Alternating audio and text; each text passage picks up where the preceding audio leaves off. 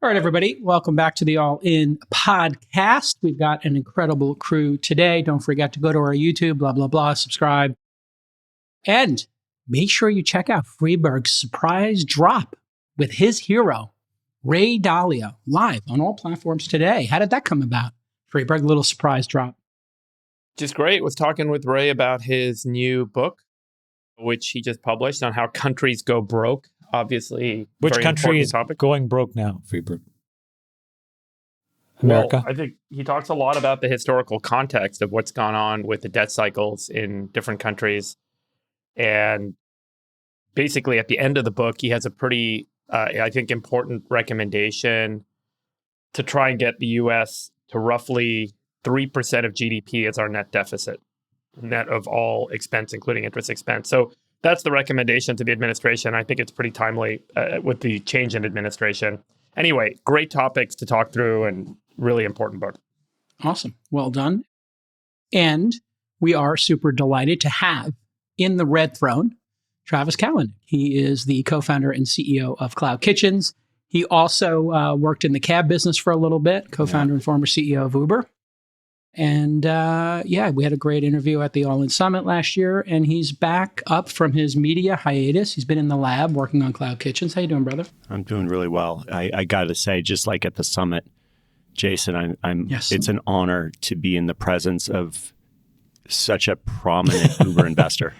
Absolutely. Absolutely. I mean, finally, somebody has recognized my contribution. The greatness of JCal. Yes. Absolutely. I'll mention it 3 or 4 times. It's all good. Brother. I'll give you the props. You don't have to do it for yourself anymore. Thank you. I appreciate it. Let your winners ride. Rain Man David Sack. And it's we open source it to the fans, and they've just gone crazy with it. Love you, Besties. Queen of Quinoa. Give everybody a little overview of CloudKitchens and the business and how it's going, because people are obviously addicted to ordering food at home, and it's quite a trend. Yeah, I mean, the high level for it, the way to think about it is it's about the future of food. What does the future of food look like? You go, well, in 100 years, we'll start way out there. In 100 years, you're going to have very high quality food, very low cost, that's incredibly convenient. And there are going to be machines that make it. There are going to be machines that get it to you. And it's going to be exactly to your dietary preferences, your food preferences, et cetera. And it just comes to you. And it's so inexpensive that it approaches or has surpassed the cost of going to the grocery store. That's more of a today analogy. So you go, 100 years, of course, that's the thing. Nobody's going to be making food. What about 20? What about 10? And so the company is real estate, software, and robotics. That's all about the future of food. And if you can get the quality there and you can get that cost down to start approaching the cost of going to the grocery store, you do to the kitchen what Uber did to the car.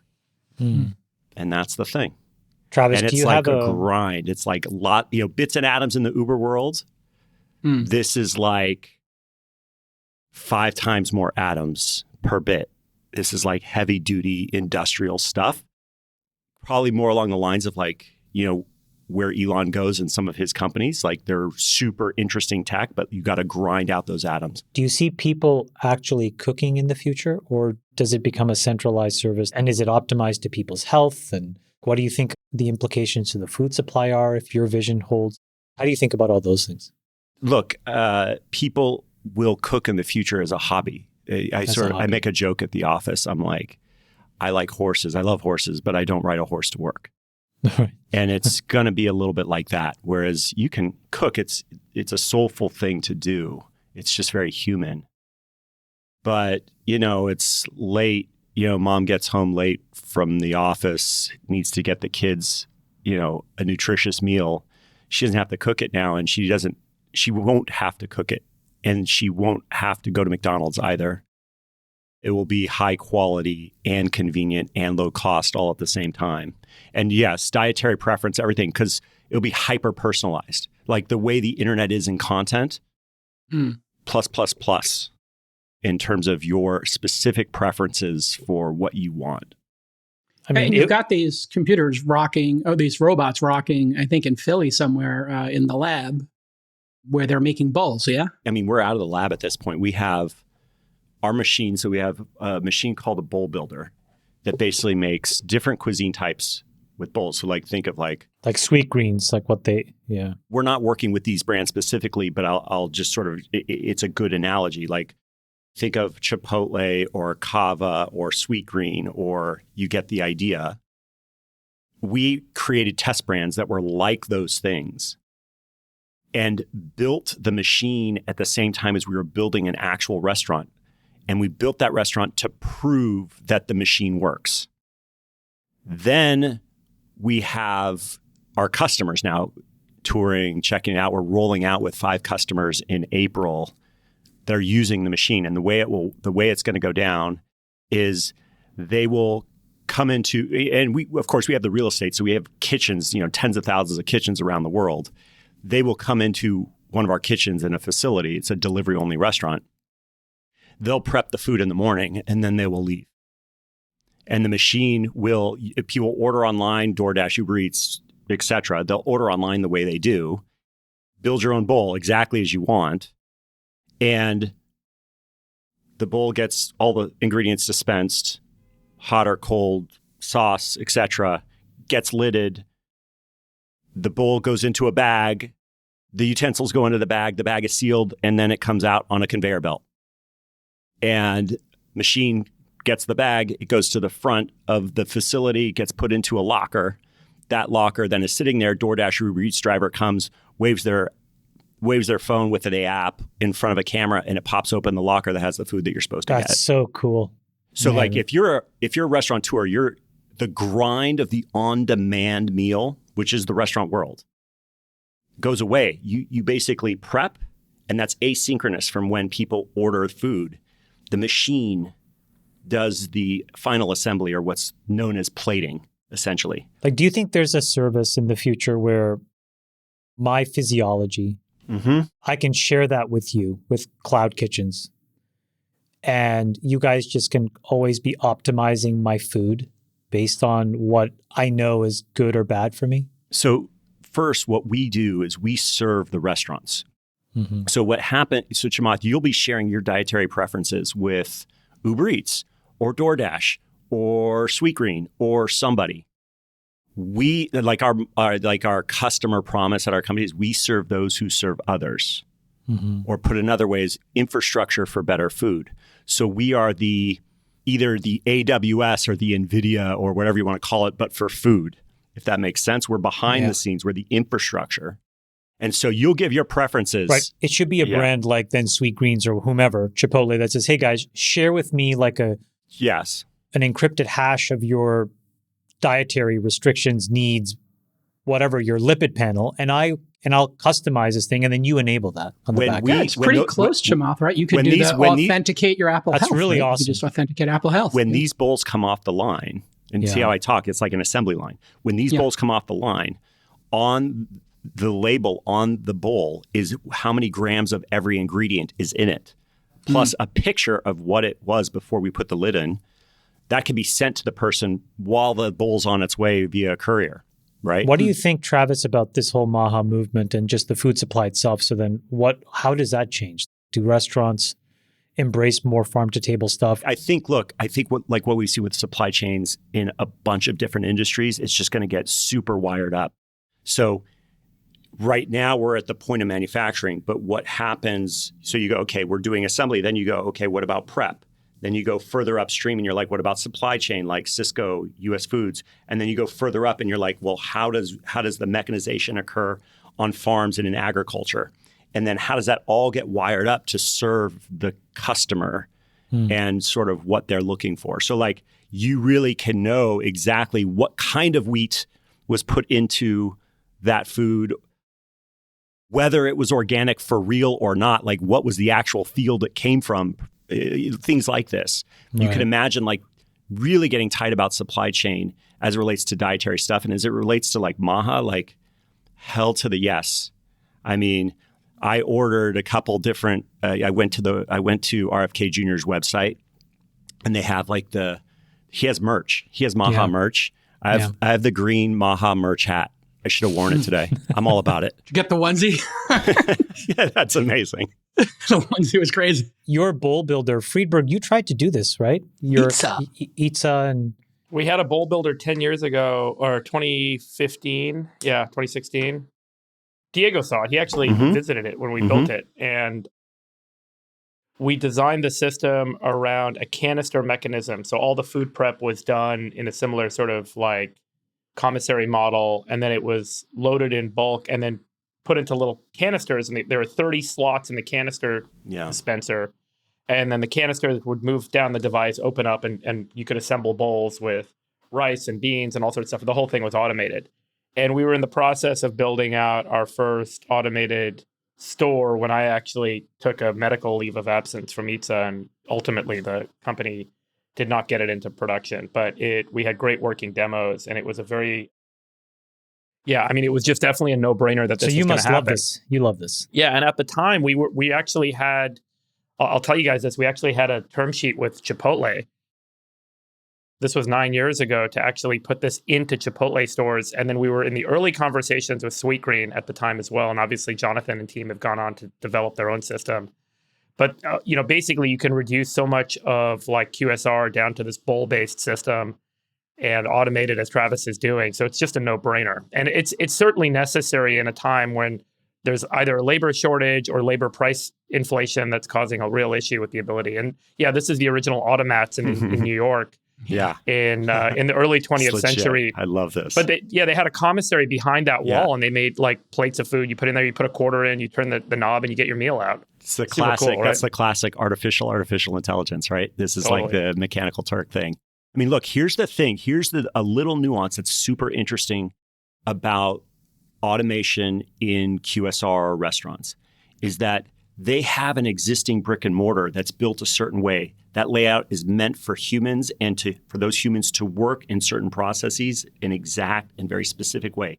Every square inch of that kitchen and that space is dialed.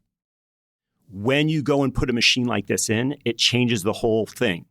And so just to get going, you've got to if you're to replace the front line at Chipotle, you got to take out that front line. You got to demo it. Yeah. You got to put in a new machine. That's the challenge that they all had. And so now it's like a huge amount of CapEx. My store's down for 2 to 3 months and the economics start to not work. And by the way, I still have to have humans in that brick and mortar. And so, look, we have a different take. We're in that delivery only model. So it's true infrastructure for making food behind the scenes for delivery. So you don't have these issues. And of course, our setup, our infrastructure, these kitchens are designed for these kinds of machines to be in them and vice versa. We've designed the machine to be in them. When we did this early at Itza, it was like food delivery was very early. We built these Itza restaurants that were smaller footprint. We had an 800 square foot restaurant that was doing $3 million a year in revenue. And it had a handful of people working in it, but we were putting about 800 people an hour during the lunch rush through that restaurant, ordering custom bowls. This was by one market, right? That's so legit. On one market, exactly. Yeah. And so, by the way, did you guys notice that JCal was plugging his product there in the background, even though it has absolutely nothing to do with what Travis was saying? Oh, welcome back to the show. Nothing's changed. Sax is here. No one else even noticed that. I just heard this voice from above. It was the czar of AI and crypto. I was like, wow. Descended. Let's all sit back and listen. The czar is back. Sax, any anecdotes you want to share about life in DC? How exciting it's been in the administration the first week? It's been amazing. I mean, it's hard to believe it's only been a week, right? So you in the White House or that building next to it? Do you have an office? That building. You mean the Treasury building? I don't know. Somebody was talking about there's a building next to it or something. I don't know. I have an office in the old executive office building, otherwise known as the Eisenhower building. And then I have a pass where I can just walk over to the West Wing if I want to walk over to it. There's kind of a whole White House complex behind the gates that the West Wing's part of it, and the Eisenhower building, and there's a couple other buildings in that complex. It's really cool. It is really neat to show up for work at the White House, I have to say. It's awesome. It's like being in a movie or something or a TV show. It is really cool, It's awesome. Any interesting meetings you can talk about? And I mean, I know we are here today to talk about DeepSeek, but any interesting meetings or anecdotes from just the vibes and walking around? What's the coffee like? Is there like a commissary? You run into anybody interesting? There is a commissary actually in the White House called the Navy Mess. And I think they're just opening up for business now. That is one of the cooler things you can do is you can take people to lunch at the Navy Mess. Oh, look forward to it. J. Cal just invited himself. We'll see. I look forward to it. I look forward to taking Chamath and Freeberg there. I'll wear my MAGA hat. All right, well, let's get started. You're here because we have a very specific... He's here because the world is ending, Jason. The Western world is ending. Okay, the Western world's ending, and David Sachs is going to save it. But we had a little bit of a freak out the last week regarding this DeepSeek. If you don't know, that's a Chinese AI startup. They released a new language model. It's called R1. And it's on par, basically, with some of the best models in production in the West, like OpenAI's O1 model. But they claim, and listen, you can trust claims coming out of China, for what it's worth. They claim to have done this all for $6 million on only 2,000 GPUs. For comparison, OpenAI spent reportedly $100 million to train GPT-4, which you're all using now. And Sam claims they're going to spend $1 billion training GPT-5. And so that's about 7% of the cost of GPT-4. Obviously, there are export restrictions on NVIDIA H100s to China. So there's a big debate as to if they actually have H1s or not. And Monday was a bloodbath in the stock market. NVIDIA had the worst day in the history of the stock market in terms of total dollar amount of market cap lost. It was down 17%, which is $600 billion. TSMC was down, ARM was down, Broadcom was down. So I guess everybody's asking the question, how did they do this? Did they do it? And then there's a bunch of debate on whether they stole, which is kind of rich coming from OpenAI, which got caught red-handed stealing everybody else's content. And now they're crying foul that the Chinese stole or trained, did what's called distillation of their model in order to build theirs. Sachs, obviously, you are the czar of AI. I'm curious what your take on all this is. And thanks for coming. Well, I think one of the really cool things about this job is just that when something like this happens, I get to kind of talk to everyone, and everyone wants to talk. And I feel like I've talked to maybe not everyone in like all the top people in AI, but it feels like most of them. And there's definitely a lot of takes all over the map on DeepSeek, but I feel like I've started to put together a synthesis based on hearing from the top people in the field. It was a bit of a freak out. I mean, it's rare that a model release is going to be a global news story or cause $1 trillion of market cap decline in one day. And so it is interesting to think about, like, why was this such a potent news story? And I think it's because there's two things about that company that are different. One is that obviously it's a Chinese company rather than an American company. And so you have the whole China versus US competition. And then the other is it's an open source company, or at least it open sourced the R1 model. And so you've kind of got the whole open source versus closed source debate. And if you take either one of those things out, it probably wouldn't have been such a big story. But I think the synthesis of these things got a lot of people's attention. A huge part of TikTok's audience, for example, is international. Some of them like the idea that the US may not win the AI race, that the US is kind of getting a comeuppance here. And I think that fueled some of the early attention on TikTok. Similarly, there's a lot of people who are rooting for open source, or they have animosity towards OpenAI. And so they were kind of rooting for this idea that, oh, there's this open source model that's going to give away what OpenAI has done at 1/20th the cost. So I think all of these things provided fuel for the story.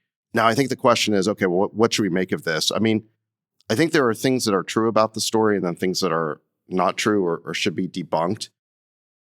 I think that, let's call it true thing here, is that if you had said to people a few weeks ago that the second company to release a reasoning model along the lines of O1 would be a Chinese company, I think people would have been surprised by that. So I think there was a surprise. And just to kind of back up for people, there's two major kinds of AI models now. There's kind of the base LLM model like ChatGPT 4o, or the DeepSeek equivalent was V3, which they launched a month ago. And that's basically like a smart PhD. You ask a question, gives you an answer. Then there's the new reasoning models, which are based on reinforcement learning, sort of a separate process as opposed to pre-training. And O1 was the first model released along those lines. And you can think of a reasoning model as like a smart PhD who doesn't give you a snap answer, but actually goes off and does the work. You can give it a much more complicated question, and it'll break that complicated problem into a subset of smaller problems, and then it'll go step by step to solve the problem. And that's called chain of thought, right? And so the new generation of agents that are coming are based on this type of idea of chain of thought, that an AI model can sequentially perform tasks, figure out much more complicated problems. So OpenAI was the first to release this type of reasoning model. Google has a similar model they're working on called Gemini 2.0 Flash Thinking. They've released kind of an early prototype of this called Deep Research 1.5. Anthropic has something, but I don't think they've released it yet. So other companies have similar models to O1, either in the works or in some sort of private beta. But DeepSeek was really the next one after OpenAI to release, the full public version of it. And moreover, they open sourced it. And so this created a pretty big splash. And I think it was legitimately surprising to people that the next big company to put out a reasoning model like this would be a Chinese company. And moreover, that they would open source it, give it away for free. And I think the API access is something like 1/20th the cost. So all of these things really did drive the news cycle. And I think for good reason, because I think that if you had asked most people in the industry a few weeks ago, how far behind is China on AI models, they would say 6 to 12 months. And now I think they might say something more like 3 to 6 months, right? Because O1 was released about 4 months ago, and R1 is comparable to that. So I think it's definitely moved up people's timeframes for how close China is on AI. Now, let's take we should take the claim that they only did this for $6 million. On this one, I'm with Palmer Luckey and Brad Gerstner and others, and I think this has been pretty much corroborated by everyone I've talked to, that number should be debunked. So first of all, it's very hard to validate a claim about how much money went into the training of this model. It's not something that we can empirically discover. But even if you accepted it at face value, that $6 million was for the final training run. So when the media is hyping up these stories saying that this Chinese company did it for $6 million and these dumb American companies did it for $1 billion, it's not an apples to apples comparison, right? I mean, if you were to make the apples to apples comparison, you would need to compare the final training run cost by DeepSeek to that of OpenAI or Anthropic. And what the founder of Anthropic said, and what I think Brad has said, being an investor in OpenAI and having talked to them, is that the final training run cost was more in the tens of millions of dollars about 9 or 10 months ago. And so, it's not 6 million versus $1 billion. Okay. It's $1 billion number might include all the hardware they've bought, the years of putting into it, a holistic number as opposed to the training number. Yeah, it's not fair just running it is what you're saying. It's not fair to compare, let's call it a soup to nuts number, a fully loaded number by American AI companies to the final training run by the Chinese company. But real quick, Sachs, you've got an open source model, and the white paper they put out there is very specific about what they did to make it and sort of the results they got out of it. I don't think they give the training data, but you could start to stress test what they've already put out there and see if you can do it cheap, essentially. Like I said, I think it is hard to validate the number. I think that let's just assume that we give them credit for the 6 million number. My point is less that they couldn't have done it, but just that we need to be comparing likes to likes. Yeah. So if, for example, you're going to look at the fully loaded cost of what it took DeepSeek to get to this point, then you would need to look at what has been the R&D cost to date of all the models and all the experiments and all the training runs they've done, right? And the compute cluster that they surely have. So Dylan Patel, who's leading semiconductor analyst, has estimated that DeepSeek has about 50,000 hoppers. And specifically, he said they have about 10,000 H100s, they have 10,000 H800s and 30,000 H20s. Now, the cost of that... is they DeepSeek or it's DeepSeek plus the hedge fund? DeepSeek plus the hedge fund. But it's the same founder, right?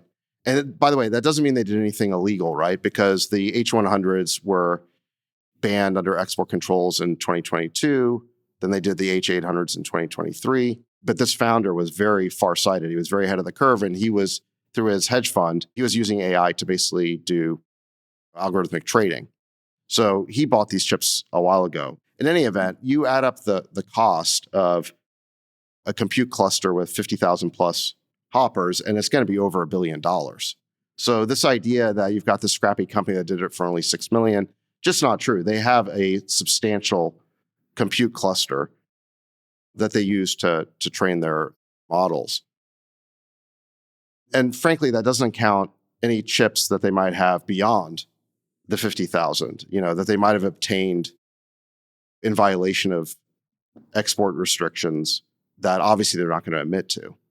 And we just don't know. We don't really know the full extent of what they have. So I just think it's worth pointing that out, that I think that part of the story got overhyped. It's hard to know what's fact and what's fiction. Everybody who's on the outside guessing has their own incentive, right? So if you're a semiconductor analyst that effectively is massively bullish NVIDIA, you want it to be true that it wasn't possible to train on $6 million. Obviously, if you're the person that makes an alternative that's that disruptive, you want it to be true that it was trained on $6 million. All of that, I think, is all speculation. The thing that struck me was how different their approach was. And TK just mentioned this, but if you dig into not just the original white paper of DeepSeek, but they've also published some subsequent papers that have refined some of the details. I do think that this is a case, and Sachs, you can tell me if you disagree, but this is a case where necessity was the mother of invention. So I'll give you two examples where I just read these things and I was like, man, these guys are really clever. The first is, as you said, let's put in a pin on whether they distilled O1, which we can talk about in a second. But at the end of the day, these guys were like, well, how am I going to do this reinforcement learning thing? They invented a totally different algorithm. There was the orthodoxy, right? This thing called PPO that everybody used. And they were like, no, we're going to use something else called, I think it's called GRPO or something. It uses a lot less computer memory and it's highly performant.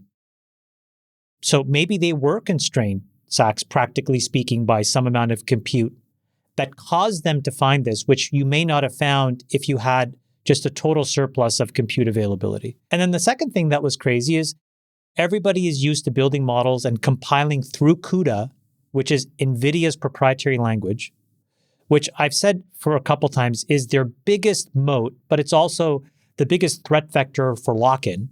And these guys worked totally around CUDA, and they did something called PTX, which goes right to the bare metal. And it's controllable, and it's effectively like writing assembly. Now, the only reason I'm bringing these up is we, meaning the West, with all the money that we've had, didn't come up with these ideas. And I think part of why we didn't come up is not that we're not smart enough to do it, but we weren't forced to because the constraints didn't exist.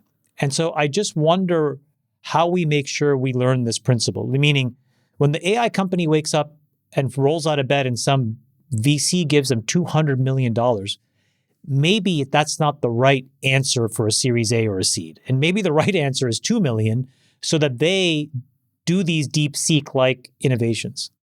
Constraint makes for great art. What do you think, Friedberg, when you're looking at this? Well, I think it also enables a new class of investment opportunity.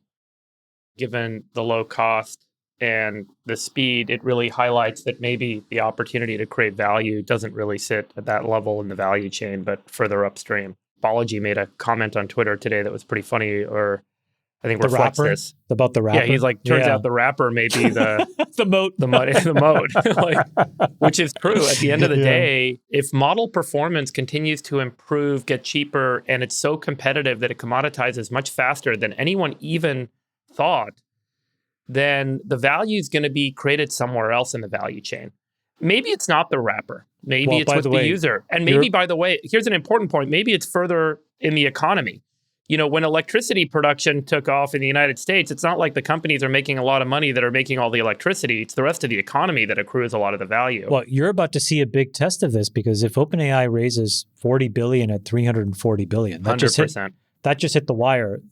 The underwriting logic at $340 billion, exactly what you just said, Freeberg. It is the wrapper, meaning ChatGPT is the next killer app. It's getting to 1 billion plus MAU, hundreds of millions of DAO. It's competing for consumer usage. That's the model. That's the model, is like consumer usage, which puts them on a collision course with Meta. It's the only company that could really impact that, because the only company right now that has billions of eyeballs of DAUs per day, and by the way, Zuck said this in his earnings release. He's like, there's only going to be one company that brings AI to 1 billion plus people, and it will be us. Some version of that quote in his earnings release yesterday. And then Microsoft showed weakness in their cloud, and then Microsoft's down 6% today. And I think it's a window for OpenAI to say, we're going to go up against Meta. This is it. We're going to be the players. What do you guys everyone's kind of ignoring Google. What do you guys think is happening right now between OpenAI and Microsoft? Because if it's true that this distillation thing actually happened, well, there's only one place where you could have distilled the O1 model, and it's on Azure. So what the hell is going on over there? Well, and their R1 is supported on... Explain distillation real quick. Yeah, so when you have a big, large parameter model, the way that you get to a smaller, more usable model along the lines of what Sachs mentioned is through this process called distillation, where the big model feeds the little model. So the little model is asking questions of the big model, and you take the answers and you refine. And by the way, you can see this. Nick, I sent you a clip. You guys can see this. I mean, there's clearly distillation happening. Nick, can you show the clip of the DeepSeek run where it shows the China answer and then deletes it? What was Winston's job in 1984, right? And it sort of starts to go through this whole summary. And then the person says, are there any actual states that currently do that? Hold on, here it goes. It says North Korea. Wait, it goes China. And then wait, watch this. Boom. So the reason why this is happening is like you're seeing this chain of thought, you're seeing the several layers, and then it's catching it after the fact. So we know that this is distilled from some other model. And my only point there, it's a little tongue-in-cheek, is right now, when you go and use OpenAI, you're using it sitting in an Azure instance somewhere, right? So this is Microsoft's cloud infrastructure that runs it. So it begs the question, it's not that it's O1's fault or OpenAI's fault that this distillation happened. And I'm not trying to assign blame, but typically if this were to happen, you'd look to your cloud provider and say, how are you letting this happen? And I don't think anybody's had a good answer for that. Well, and the cloud provider is hosting R1 now. So they're literally undercutting ChatGPT and OpenAI at the same time. Just to clean that up, they're hosting their own copy of it. Right, yes. Because R1's been when you say source. they, who are you referring to, Sachs? Microsoft. Yeah, Microsoft is hosting their version of R1, which means they are actively subverting their partner, OpenAI, and pushing people to a cheaper model. Well, whatever. I mean, look, Amazon's going to host their own version of R1. Grok has a version of R1. Yeah, we have one. Cerebrus just rolled out. It's open source now. You guys have a buddy who has R1 on on his laptop, Yeah, exactly. Yeah, but if it was stolen as, and the IP was stolen as Sam is claiming, that would be like, you'd think he'd be able to call up Satya and say, hey, can you not put the stolen IP on your server and promote it to everybody at a lower cost? It just shows Microsoft has no loyalty to OpenAI. Yeah, and they have... But you'd think they would have loyalty. They have no loyalty. What it would take to distill O1, like brute force, it wouldn't be like, oh, geez, I can't believe it was distilled. It would be like such a massive number of calls against an API or against something that it wouldn't be unnoticed. They did actually came out and said they blocked some suspicious activity recently. Yeah, no, but they're always doing that. They're always that's constant. You're always doing that. That's like, the old school. Go ahead, Zach. Let me address the distillation point. So I mentioned this a few days ago on Fox News that I thought it was likely or possible that distillation had occurred, and there was some evidence for this, and it became like a news story. And I didn't even realize that saying that would be news, because it's kind of an open secret in Silicon Valley. Everyone I talk to, they're doing some level of distillation. Yeah. I mean, because you need to test your model against theirs anyways. Yeah. And every single person I've talked to basically has agreed that there was some distillation here from OpenAI. Now, that it doesn't mean it was the only thing going on here. I mean, to be sure, the DeepSeek team is very smart and there were some innovations, but also there was some distillation. And really, this wasn't even a fresh news story, I think, from the point of view of Silicon Valley, because a month ago, we had a press cycle in Silicon Valley when DeepSeek's V3 model came out, that DeepSeek V3 was self-identifying as ChatGPT. When you would ask it, who are you? Like, what model are you? 5 out of 8 times, V3 would tell you that it was ChatGPT 4. And there's lots of videos and examples of this online that have been posted, right? The point is that we knew a month ago that V3 had been trained on a substantial amount of ChatGPT output, obviously, because V3 was self-identifying as ChatGPT. And there's 2 ways that could have happened. So let's call it innocent explanation, is that DeepSeek had crawled the web and found lots of published output from ChatGPT and then trained on that. And that wouldn't be a violation of OpenAI's terms of service or their IP. Or the other explanation would be that they used the API from OpenAI and basically, Went to town. Yeah, went to town. And there's no way, I think, based on what we know, to prove that one way or another, but I know what most people think happened. And at the end of the day, OpenAI can probably figure it out. And they've indicated that they think there was some improper distillation here. But in the Financial Times, it says OpenAI says it has found evidence that China's artificial intelligence startup DeepSeek used the U.S. company's proprietary models to train its own open source competitor. Right, that's what I'm referring to. So they say they've been very clear about this. By the way, you have to be sympathetic, I think, to OpenAI in this, because if you're building a startup, you're trying to raise money. We've all gone through this cycle, guys, where it's like there's momentum. We celebrate internally the momentum. That's what gets you the energy to push your team even further and harder. And then all of a sudden, it turns out that some portion of that, like Travis said it well, like there's probably a chart inside of OpenAI's offices where you're showing how many times these APIs are getting hit, right? How many times these endpoints are getting hit. It all looks positive. And then you realize that some portion of it was actually bad and trying to undercut your value.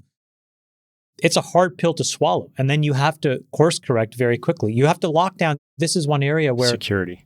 Exactly. We have not talked about this. Like, you have to lock these models down. Now you have to lock the endpoints down. Look, in the Biden administration, if this had happened, the first conversation would have been, we need to KYC the people that use these models. And it's like, what are you talking about? We don't KYC the cloud. If you're trying to use like an EC2 endpoint or an S3 bucket, you don't have to all of a sudden prove who you are. You just use a credit card and go. That's the whole point of why proliferation can happen so quickly. But if we take the wrong takeaways from this period, there's going to be a bunch of people that'll clamor to like lock these folks down and make innovation go much slower. I think that would be bad. Here's the other side, and totally agree, Chamath, but here's the other side. You go through the white paper, you see what it is they did, what they innovated on, the science behind it, the thoroughness, and you're like, these guys are badass. It does not feel or sound like somebody who took something just when you get through it. It could be that OpenAI wrote the white paper for them, just putting it out there. But it's real innovative. I agree with that. Real innovation, strong tech. You're like, this is legit. I agree with that. But in that paper, they're very hazy about where the data is coming from. And they're fairly transparent about everything else they did, but they're not really clear about the data. And specifically, they say that to get from V3, which is the base model, to R1, which is the reasoning model, they had about 800,000 samples of reasoning. They were quite unclear about where those reasoning samples came from. By the way, it is remarkable that you can get from a base model to an R1 with just 800,000 samples. But this is the problem. Like, we, meaning like the Western AI community, we've been trudging around on this path where we had a very orthodoxical approach. The only way you can do reinforcement learning is through PPO. Okay, but is that true? And it turns out that if you're like a really smart team that has no other choice, you move away and you invent your way out of it. And so we have to get that example too. I think it's technically brilliant, some of the things they've done, but they also use constraint as a very much a feature, not a bug. And the Western AI economy has been the opposite so far. I think the best part of this is the fact that Sam Altman was supposed to be doing open source. He made it a closed source company. He stole everybody's data. He got caught red-handed. He's being sued by the New York Times for all that. And now the Chinese have come and open sourced all the stuff he stole. And he's got a real competitor on the original mission of what OpenAI was supposed to do. So I have zero sympathy for him or the team over there. I'm glad that this is all going open source. It should have been open source and it's better for humanity. And the fact that the Chinese did it to Sam Altman is comeuppance for him stealing everybody else's content. That's my feeling. Okay, there you have it. But I don't have strong opinions on it. It's hilarious. Does nobody see the irony in this? He was supposed to be doing open source Well, for the it is good of interesting humanity. because, J-Cal, I will say the models are closed. You're right. Yeah. There's the lawsuit with Scarlett Johansson for stealing her voice even when she said no. Yes. There's a New real York Times. question, and people have asked New York Times, and then there's now the question about YouTube data being used to train the video models. So there's a lot of being on their heels a little bit. So I definitely see your point. Stealing. I think the really all the pressure right now, I think, is on Meta, because I think Meta has to show up with the next iteration of Llama that beats and exceeds Gemini, that exceeds R1.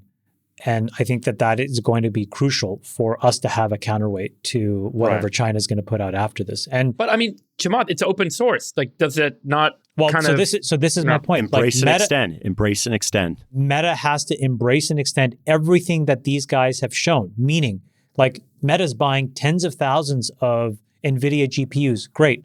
But what did this show? This shows that actually CUDA, high-level languages in general, I think we've all known that they suck. Okay. And so we've all been going through it thinking that it's like the right thing to do. DeepSeek throws it out the window. They use something called PTX. What does Meta do is critical now to understand. They need to embrace this stuff. And this is where I think, again, apologies to the NVIDIA bulls, but it's going to create a more heterogeneous environment. And the reason is because there's too much money and risk on the line to go through a single point of failure. A chip, a high-level framework to get to that chip, that's nuts. So I think like that kind of like emperor has no clothes moment is upon us. Well, let me ask you another question. Let's assume that we start the world of AI today. So there's no legacy of the last 3 years. And you wake up today and there's this open source model that's 670 billion parameters. You can run it on your desktop computer. It's completely available. Everything's completely transparent. And I ask you the question, forget about all the big companies that are involved in everyone's strategy historically. What's the model today to build value here? Where do you build equity value as a business? If you're going to start a company, if you're going to invest as an investor, where do you go? The first is you have to build a shim. And I think the reason why a shim is really critical is that there's so much entropy at the model level. What this should show you is you can't pick any model. And the problem is that the people that manipulate these models, the machine learning engineers and whatnot, they become too oriented to understanding how to get output of high quality using one thing, meaning it shouldn't have been the case that we have engineers that can only use Sonnet, right? That's the Anthropic model, right? It shouldn't be the case that people can only use OpenAI or people can only use Llama. Right now, that is kind of what we have. You don't have the flexibility to hot swap as models change. So if you were starting a company today, the first technical problem I would want to solve for is that. Because tomorrow, if it's R2 or Alibaba's model or Llama, I would want to be able to rip it out and put it back in and have everything work. And right now, we can't do that. The answer to your question, Travis, Friedberg, is the answer to your question is hold on. The answer to your question is the application layer, because this is all going to become storage. It's like YouTube being built on top of storage or Uber being built on top of GPS. All these innovations are being commoditized, and this one is happening faster than all the rest. Do you want to be in the storage business or do you want to be in the YouTube business? Do you want to be in the Uber business or do you want to be in the GPS chip business? I mean, they're both decent businesses, but Gavin Baker came on this podcast and said this the fastest deprecating asset in the world was a large language model. He's been proven right. They're not worth anything. They're all going to be open source. They're all going to be commoditized, and that's for the best of humanity. And now we're going to be on the application level, the hardware level with robots, and I think that's where the opportunity is. Travis, what do you do? What company do you start today? If you start a company today, given where the world is at, given the open source models, like what do you do? Oh, I'm getting so excited. Look, I think the first degree out is it's what you got. Is there a wrapper company? Okay, so of course, maybe those companies already exist. And then is there a tools company, right? So in a funny way, even though Facebook could be the wrapper, they have a tools business that that DeepSeek is basically challenging, going full open source and like putting something out there that's really good. And what has to happen is Meta has to decide, like, we are going to embrace and extend this. We're going to make sure that all the developers come to us, that all the cool applications get built here. So I think it's like there's a tools business and then there's the wrapper business. And then, look, when AI, here's the one thing on the NVIDIA thing that I would counter with a little bit of what's been said here is like when AI gets cheap, you know what's going to happen, guys? There's going to be a lot more AI, right? I think the price elasticity on this one is actually positive. So as the price goes down, that's right, the revenue usage, everything's going to go up. We've seen this, the roof. This is the history of tech forever. Since like Bill Gates said, I don't know what to do with more than 64 kilobytes of memory. The question is, cheap oil in the United States drove the Industrial Revolution, right? And like when we started discovering oil, suddenly we were able to build factories and make stuff that we never imagined possible. And so then you're like, okay, AI is like, it's going to get cheap. It's going to be oil, but it's also going to be specialized for different tasks. Right. Like you're going to start getting into nuances of like, what does the investor AI look like? What does the autonomous car AI look like? What does the Google search, I'm trying to figure some shit out, lawyer, AI the look like? accountant, Yeah. pilot. So it could go vertical and siloed air quotes, but you understand what I'm saying? Absolutely. Yeah, so there's a thing called Jevons paradox, which kind of speaks to this concept. Satya actually tweeted about it, which is it's an economic concept where as the cost of a particular use goes down, the aggregate demand for all consumption of that thing goes up. So the basic idea is that as the price of AI gets cheaper and cheaper, we're going to want to use more and more of it. So you might actually get more spending on it in the aggregate. That's right. Because more and more applications will become economically feasible. Economically feasible, exactly. Yeah. That is, I think, a powerful argument for why companies are going to want to continue to innovate on frontier models. You guys are taking a very strong point of view that open source is definitely going to win, that the leading model companies are all going to get commoditized, and therefore there'll be no return on capital and basically continue to innovate on the frontier. I'm not sure that's true. For one thing, the R1 model is basically comparable to O1, which OpenAI released 4 months ago and was training on internally, call it 9 or 10 months ago. So OpenAI is on O3 now. Its frontier is ahead of where R1 is. Anthropic and Google, I think, have things in the work, and even Meta, that may be ahead of where R1 is. So I think R1 or DeepSeek's done a good job being a fast follower here. It's not clear that this is the frontier. And those frontier model companies now, having seen what might have happened with distillation, have a pretty strong incentive to make sure that doesn't happen again. And they're going to be taking countermeasures. I mean, there's a question of like how much you can do to stop it. But I think it's a little premature to conclude that there's no reward for being at the frontier.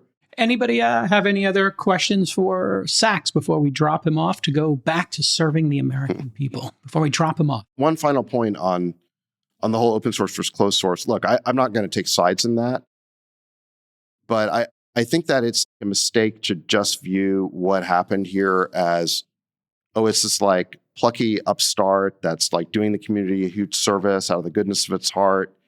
It's basically open sourcing all this stuff. They stole it. They stole it. It's the Chinese. Come on. You still have this huge geopolitical aspect to it, right? And DeepSeek is a Chinese company, and they're trying to catch up. And so if you're behind and you're trying to catch up, then open source is a strategy that actually really makes sense for you. Absolutely. And they're trying to basically undercut the leading American companies. And I don't think they did it with $6 million. I mean, they have massive resources behind them. Absolutely. So I think some of the pro DeepSeek vibes, I think, they're a little bit naive, in Silicon Valley. It's like... That's only the people who worked for Sam previously and quit who feel that way. I think there's a lot of like support for DeepSeek in Silicon Valley. because again, people think that they're doing this huge service for the community. And I think it's a little bit more self-interested than that. It could be both, right? I mean, there is a theory that they're trying to undercut and neuter the lead. And at the same time, there's about a bunch of people who believe in open source and nobody should control this. And certainly not Sam Altman should be the person who controls it. So two things could be true at the same time. David, thank you so much for coming on. We appreciate it. And thank you for all your hard work and service. Thank you for coming on your own podcast, David. We Thank you, appreciate David. I know that this is... and now we're going to talk about a bunch of other crazy stuff. You're a scholar and a gentleman, David. Yes, thank you. All right, thanks to David Sachs for coming in. And, I guess let's open up the aperture here and talk a little bit about relations with China. We're obviously in a bit of a Cold War with them. We have tariffs. We have Taiwan. And then we have the sort of trade war going on here with exports of H100s. Where do we want to start, gentlemen? And, Travis, you've got some you're one of probably 5 American entrepreneurs who ran an at-scale business with Uber and the DiDi relationship in China. So you have a unique position of understanding business in this, along with maybe Tim Cook and Elon are the only other 2 people who've really had an at-scale business there. Yeah. Maybe Disney. They have Disneyland there. Yeah. What's your take on the relationship and what's going on here geopolitically? How's China going to operate differently than the U.S., Travis, from your experience, your point of view? Tell us a little bit about the culture and business ethics in China, particularly as it relates to AI. So look, I had this thing. I'm going back almost 10 years here. Uber Day, we're running Uber China. And I mean, there's no way I could express the frenetic intensity of copying that they would do on everything that we would roll out in China. Mm. And it was so epically intense that I basically had a massive amount of respect for their ability to copy what we did. I just couldn't believe it.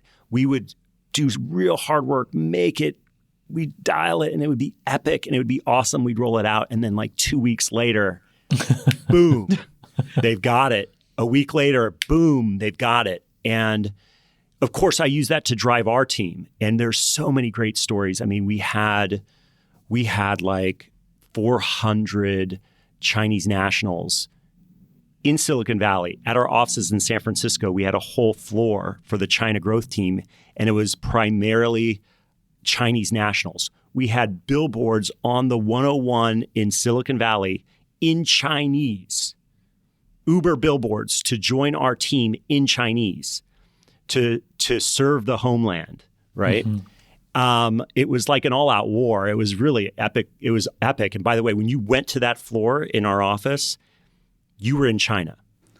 Like they rolled China style. Like that's the awesome. Desks were literally smaller. Like the density of the space was China. Okay. So, but what happens is when you get really, really good at copying and that time gets tighter and tighter and tighter and tighter and tighter, you eventually run out of things to copy. And then it flips to creativity and innovation. Now at the beginning, you know, it's sort of all over the place. Like the kind of innovation when it was new was like, what? You know, you're like, really? But as they exercise that muscle, it gets better and better and better. So if you want to know about the future of food, like online food delivery, you don't go to New York City. You go to Shanghai. Right? What's an example of like something really innovative they're doing? Doesn't Meituan do drone delivery and stuff? Like, here's an example. If you went to offices like, let's say, Shanghai, Beijing, any of the major cities, Hangzhou, et cetera, the office buildings have hundreds of lockers around their perimeter.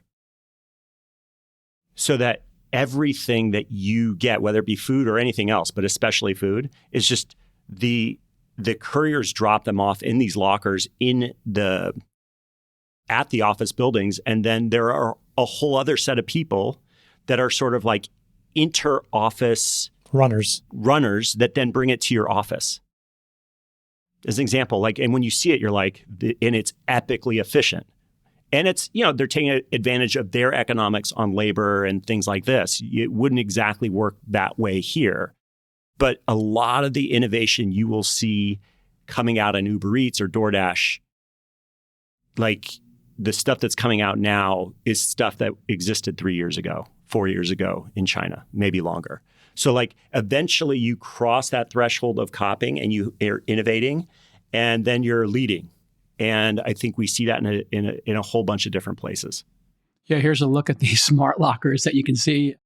You're just available for sale when you go online. But yeah, these things are crazy. And you've experimented with those as well. Didn't you have like a commissary concept in DTLA? Well, look, so we got a couple things. So we have in every one of our facilities, and we've got, hundreds of them. We'll have lockers there. So the courier then waves their phone in front of a camera. The right locker pops open. They get the food from there and they go.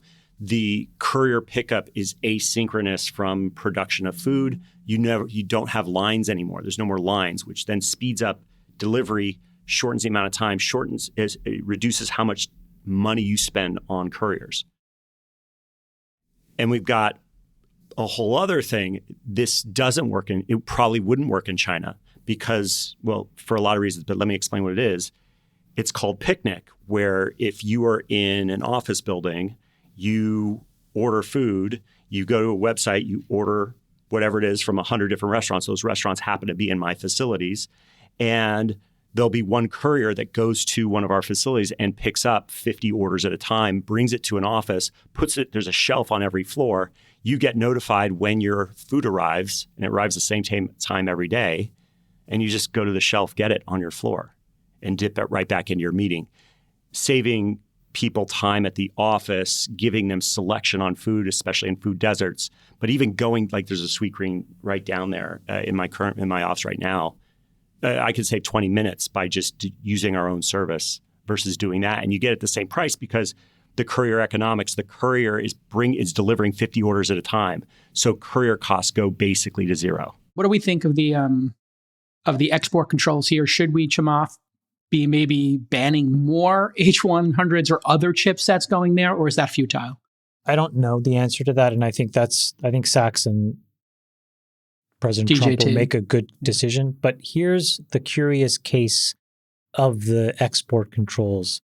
Nick, I sent you a couple of tweets if you want to just bring this up. So the first thing that people are claiming is that DeepSeek is getting access to a bunch of NVIDIA GPUs using Singapore as a backdoor. So essentially, you create a Singaporean shell company, you place an order with NVIDIA, NVIDIA fulfills that into Singapore, and then the chips go someplace. Uh-oh. And so there's a bunch of examples where people are saying that you're talking about up to a quarter of all NVIDIA revenue goes into Singapore. And the speculation right now is that 100% of those then go into China, which is an enormous claim because that's a huge amount of NVIDIA's revenue. Now, the interesting thing is if you actually try to understand, well, maybe that's not true and maybe it's sitting inside of Singapore, this is where that kind of unravels. So just to be clear, like Singapore is about 250 or 260 square miles. Like it's like a small place. Also the TikTok headquarters. And I tried to find out how many data centers are in Singapore, and it's about 100. And so you would think that, okay, well, what does that mean? 100 could mean anything. But then you look at the energy, and they publish that. And all of those 100 data centers consume about 876 megawatts. So these are small data centers, right? And the entire industry is like a $1.5–2 billion revenue business. So I do think that Sachs and the administration are going to have to dig into this and figure out what their opinion should be. But there is clearly a ton of these chips going into Singapore. I don't think anybody knows where they end up. And the question is, what does America think about that? And why did we implement these export controls in the first place? And if there's a simple backdoor, how do you want to react? If the U.S. finds a path, I mean, let's talk about like what happened with sanctions in Russia and other prior kind of sanctioning efforts around the world. But as you kind of close the floodgates and close access, the buyer or the receiver of those goods or that capital are going to look elsewhere. They're going to look to create a market somewhere else. And so if we do cut off access to NVIDIA chips, we do cut off access to U.S. exports, are we not kind of recognizing that the second order effect of that is that China will take IP that they've stolen, copies that they've made, to Travis's point, and develop and build out their own fabs. And they'll find ways to copy the ASML technology. And, at the end of the day, there's a lot to put together. And I know it's deeply technically complex, but if ever there were a group of people in the history of human civilization to pull it off, it's probably the modern Chinese, to be able to say, let's go build our own. It's worse than that. Our own infrastructure. This is a great point, but it's worse than that. The models today are capable of designing chips for you that don't rely on the most complicated technologies that ASML creates. I mean, look, one of the luckiest things that happened to Grok was we designed our chip at 14 nanometer, which is effectively in the spectrum of technology like VHS and beta. So we chose a simple technology stack to build towards. The latest cutting edge chips at like 2 nanometer that use these complicated ASML machines, it's not clear that the yield is actually that good. So why would you spend all that money? And if China is forced to engineer its way around it, yeah, Friedberg, the answer to your question is they'll use these models to design chips that can be manufactured in simple ways, and they'll make simple stuff. So I'm just not sure it solves the problem, is my point. Well, it doesn't. And this is why I think it doesn't solve the real problem, which is how do we incentivize people in America to really out-engineer and out-innovate? Competition. Or AI ushers in an era of extraordinary abundance, and that abundance ultimately reduces the drive for conflict, and things are better off. Or the other version as well is that China could just bear the cost as a central authority of building an incredibly great model, right? And they will spend all the money, and then they will tell the Chinese companies, you can distill from this model for free because we have a golden vote and a seat on your board anyways, which is effectively de facto what happens if you get big enough in China. So there's that possibility as well, where one central authority bears the capex of creating something that then everybody else can draft off of. And let's talk a little bit about OpenAI's. They're in Washington asking for money now. Is that the concept now? Is that our government should back? The rumor today was they're raising $40 billion at a $340 billion pre-money, with Masa potentially being the lead.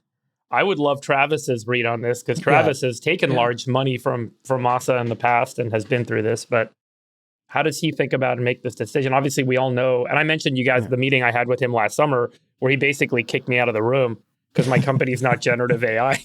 Like, someone said you should go meet with Masa. So I'm like, sure, I'll sit down with him and start talking. And he just looked at me and he's like, this is not generative AI. I only do generative AI. I think your company will be very successful. You will be very successful. Goodbye. And he always walked out. And that was like the end of the meeting. That's so great. Yeah. Well, that's all he's doing now. So this is the big bet, right? So I need to bust a myth. I did not take money from Masa. So he begged me to take money for years, and we did not take it because he's what's the word I'm looking for? He's a promiscuous investor. So once he invests in you, you should probably count on him and using your information and investing in all of your competitors. At least that's historically what he's done. So I didn't go there. But then he just kept investing in all my competitors, and they kept subsidizing these markets. And then I'm like, maybe I should have just soaked up the money that was there. So one of the things you should think about, like when you look at is OpenAI taking a lot of money from a Masa type situation, is it's a little bit of like a double-edged sword. Is if you don't take that money, it goes somewhere else. But if you do take that money, just know that whatever intelligence they get when they go through the process of giving you the money and maybe hanging around the board or who knows what, is going to be used to do other things. And that is the nature of the Masa machine. So you're damned if you do, damned if you don't. But you got to pick. And if the money's going and it's flowing and access to capital is a strategic competitive weapon or advantage, you must play ball. Now, we were able to, we did stuff with the Saudis before even Vision Fund existed. They stroked a $3.5 billion check when that was like the biggest thing that ever happened. So we were okay with not having the Masa money, but that Masa money then went to all of our competitors. DoorDash. And so in this OpenAI context, Travis, I mean, just knowing what you know about AI, is this going to be a competitive advantage for Sam to raise $40 billion? Where does it go when he's up against, we don't know what, in China, Microsoft, Alphabet, and Meta? Well, look, I think this goes to some of the things that Chamath is saying. which is like if constraint is the mother of invention, or whatever that euphemism is, the aphorism is, if that's the case, you get into a real weird spot when you get overcapitalized. In the Uber model, like the war was subsidizing rides for market share, essentially being the wrapper for transportation, and using the parlance we were using earlier in this discussion.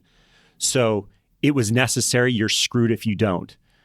The question is do you get to this place of overcapitalized, too big, too bureaucratic, too loose, too weak, too soft?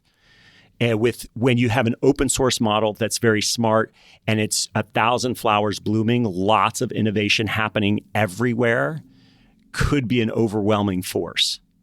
Now, I think there's going to be different sectors treated different ways, where like going full stack in certain industry sectors is going to matter.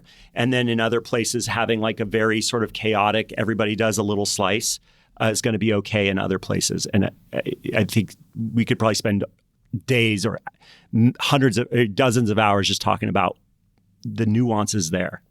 Well, it seems like there's some degree of relationship between the Stargate announcement with Masa and Sam standing up there with Larry, and then Satya showing up in the conversation as well, and this raise, and the idea that more hardware, more infrastructure, faster creates a moat.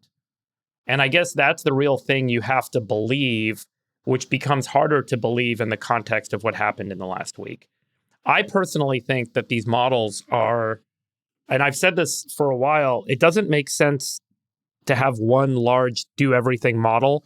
This mixture of experts, architecture, ultimately you can kind of think about taking a large model, making 2 copies of it, and then trying to shrink each model down to whatever the necessary, so that you run 2 models in less frequently, meaning that combination of 2 models uses less power and takes less time.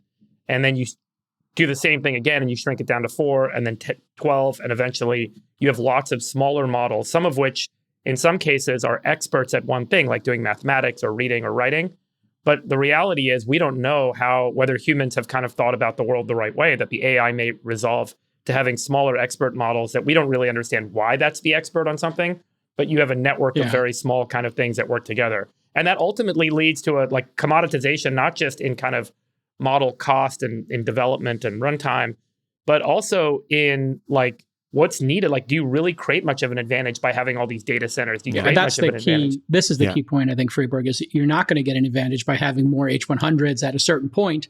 And the actual advantage is going to be in the IP and owning content. And the really smart thing to do would be for somebody to go buy Reddit, Quora, the New York Times, the Washington Post, and Disney, and take all that IP and then not allow other people to use it, sue the hell out of them every time they try. I take Washington Post off that list, but yes. But I'll say the New York Times comes off the list too. Well, whatever. I mean, all those archives are definitely going to be, what would be great about those is you could then, like a patent troll, then tell anybody else who's absorbed New York Times stories historically or Disney IP historically, and you could just sue the hell out of them, and then you've got the best, most proprietary one. And you're describing text. So you're describing text content, which is a fraction of where. This is important. So video, I think you can recognize that Google's YouTube content library is probably 100 to 200 times larger than the rest of the internet combined. But they don't have the right to do it. Well, they do actually. So, Jason, you're such an old school copyright guy. You're such an old school media guy, by the way. Sorry, I believe in artists and their right to content. Yeah, we've had a series of conversations that I feel very confident to tell you that they do have the right in a good chunk of that content, not in a lot of the copyrighted content that the big media companies have given them, but a lot of user-generated content, they do have the right, and they are using it, and they're legally doing it.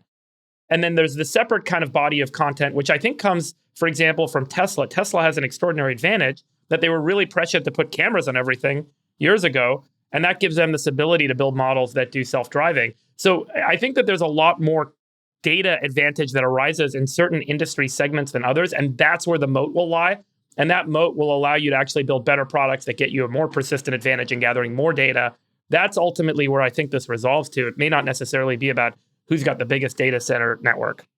Yeah, I mean, here's the thing, guys. At some point, the amount of data becomes the long pole in the tent. At some point, the quality of the algorithms becomes a long pole in the tent, and more compute is not going to change that. I don't think we're there yet. That's the one thing that counters the cheap AI means more AI is there enough data and or algorithms to make the more AI, to make it work? And I do agree with the siloing it and getting expert and getting better in these ways. But I think this is an interesting sort of trade-off between some of these variables. I just got offered $2,500 to put Angel, my book, into, because HarperCollins did a deal with Microsoft. And so I'm thinking $2,500 per year?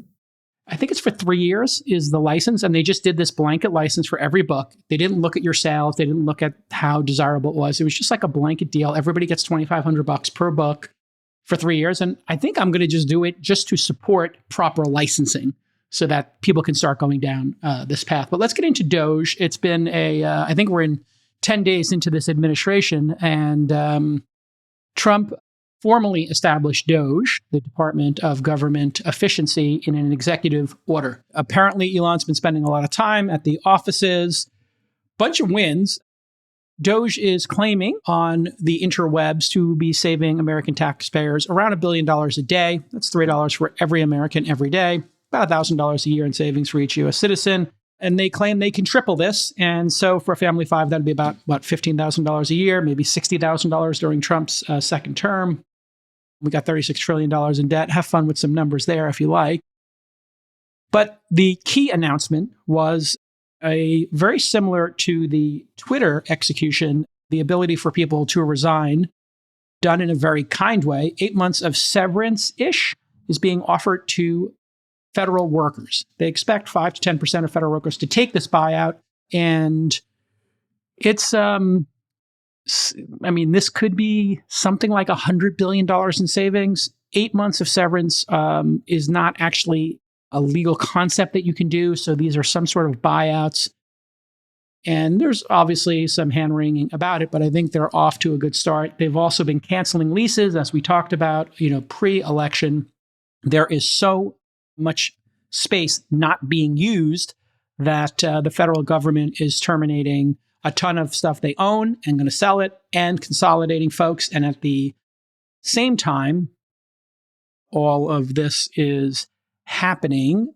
Everybody has to return to office. Who wants to go first here with, the sort of first 10 days of Doge? I see some eggplant emojis in the group chat. First 10 days of How do I Doge. get How on this excited group are you? chat? What's that about? I'm adding you Yeah, right how now. are you not in the group chat? Get in I'm the group chat. adding you right now. Literally every time one of these hits the group chat, it's just Poker hilarious. crew. Eggplants. People are like, oh my God, we're not burning taxpayer dollars. And the eggplant always comes from Freeberg first. I'm outing him as an eggplanter. I'm a big Doge eggplant guy. So much eggplant. So Freeberg, tell us about how much eggplant you love this.